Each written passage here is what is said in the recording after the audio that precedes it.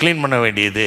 இப்போ நீ தான் பார்த்த, உன் பக்கத்தில் தான் கிடக்குது பிள்ளை, நீ பண்ணு, நான் இங்கே வேலையாக இருக்கிறேன் அப்படின்னு தான் அந்த அம்மா.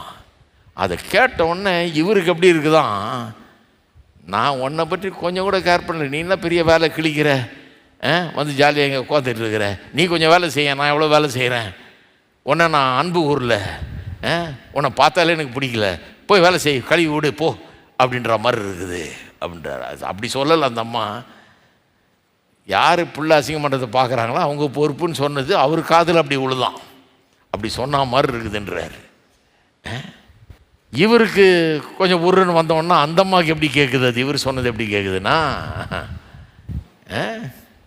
நீ வந்து சரியே கிடையாது, நான் எவ்வளோ கடினமாக உழைச்சி சம்பாரித்து போட்டு எல்லாம் பண்ணுறேன், என்னை போட்டு அவமதிக்கிற, நீ என்னை இந்த மாதிரிலாம் பண்ண சொல்கிற அப்படின்னு அந்த அம்மா கேட்குது. ரெண்டு பேரும் வந்து சைக்கலாஜிக்கல் பேகேஜோடு வந்திருக்கிறாங்க.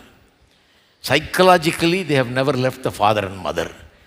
அப்பா அம்மா 500 மைல் தூரத்தில் இருக்கிறாங்க, ஆனால் அப்பா அம்மா வீட்லேயே இருக்கிற மாதிரி தான் வாழ்ந்துக்கிட்டு இருக்கிறாங்க இவங்க.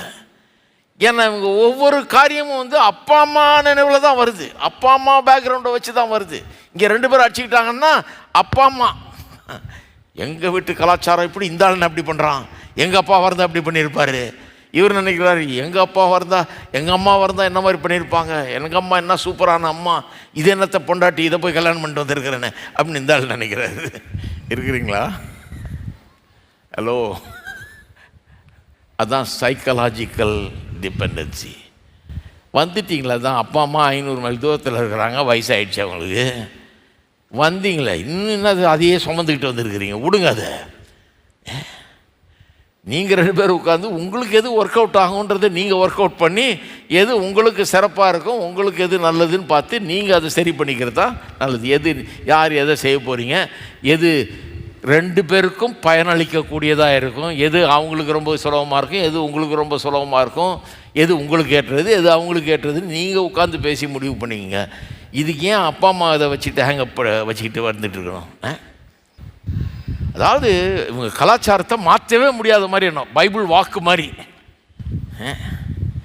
எங்கள் வீட்டில் நாங்கள் இதை செய்ததில்லை அப்படின்னா பைபிள் எழுதியிருக்கிற மாதிரி சொல்கிறாங்க. அது எங்கள் வீட்டில் ஆண்கள் இதை செய்ததில்லை அப்படிங்க எதை எழுதியிருக்குதா? பைபிள் ஒன்றும் எழுதியில்லைங்க. பைபிளில் எழுதி இல்லாத எல்லாத்தையும் மாற்றலாம், பைபிளில் எழுதியிருந்தால் மாற்ற முடியாது, அவ்வளோதான். உங்கள் வீட்டில் இத்தனை காலமாக செய்யலைனாலும் இப்போ செய்யலாம் நீங்கள், எல்லாத்தையும் மாற்றலாம். Everything else is negotiable, only what is in the word of God is not negotiable. அதை மட்டும் காம்ப்ரமைஸ் பண்ண முடியாது, மீதி எல்லாத்தையும் நெகோஷியேட் பண்ணலாம், புருஷனும் மனைவியும்.